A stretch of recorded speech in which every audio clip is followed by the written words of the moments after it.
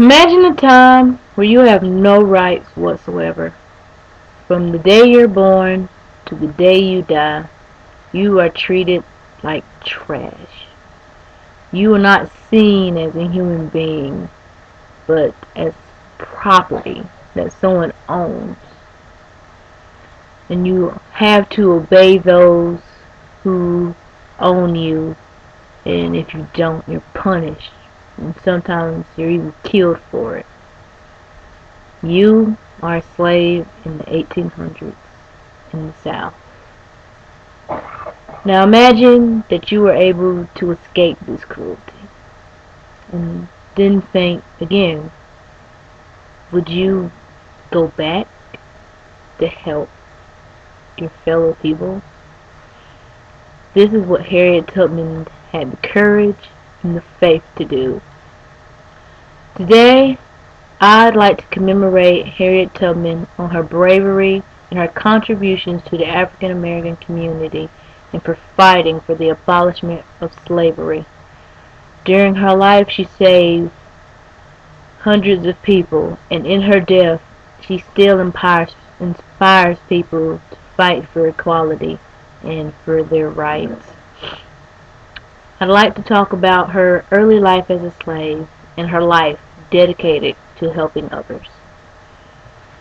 Harriet Tubman was born into slavery sometime between the years of 1820 and 1825. It's not completely known because they didn't keep records of slaves that closely because they didn't really matter to them.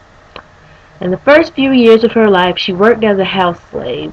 She was a nursemaid. She would take care of the children of her various masters that she was rented out to at the time. When she became 12, she began working in the fields, and one day she had a head injury which caused her to get what most people believe is some type of epileptic disease.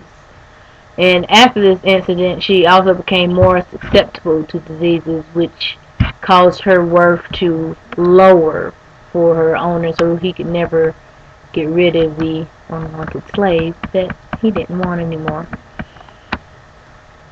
In September of 1849, after the death of her master, she and her two brothers ran away to the north. She is quoted for saying that as she ran away, that she was making a choice between liberty or death. She escaped using the Underground Railroad and used the cover of darkness and traveling through dangerous and murky swamps to escape to her freedom and used the North Star as her only guide. The Underground Railroad was an escape route for those who were enslaved. Many people helped on the railroad, which included free slaves and white abolitionists. During this time, the U.S. Congress created the Fugitive Slave Act of 1850. Pretty much the whole basis of this act was that the state officers and anyone who saw a slave that they thought were escaped had to help in his capture. And if they didn't, they could go to jail. Now, with most people, you would think that this would frighten them, but not Harriet Tubman. This inspired her even more to fight for her people. And for 11 years, that's exactly what she did. She worked on the railroad and risked her life every time she went to help others, crossing the border back into slave territory. In her later life, she continued fighting for the rights of African Americans by working as a Union spy against the Confederates. And she also fought for women's suffrage alongside Susan B. Anthony. Today, she is remembered as one of the most famous, well-respected, and inspirational people who fought for the rights of others.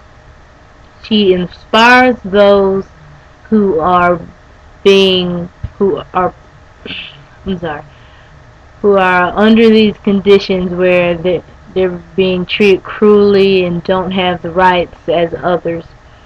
She's remembered for her fight for equality because she did it even though she didn't have to. She could have simply escaped from her master and never been hurt again, but no. She wanted to fight for others. She wanted to fight for their equality. She crossed territories, risking her life for others when she didn't have to. She would go across the border and take those people and bring them to their promised land. And that is why she is coined as Harriet Tubman, the Moses of the South. Thank you.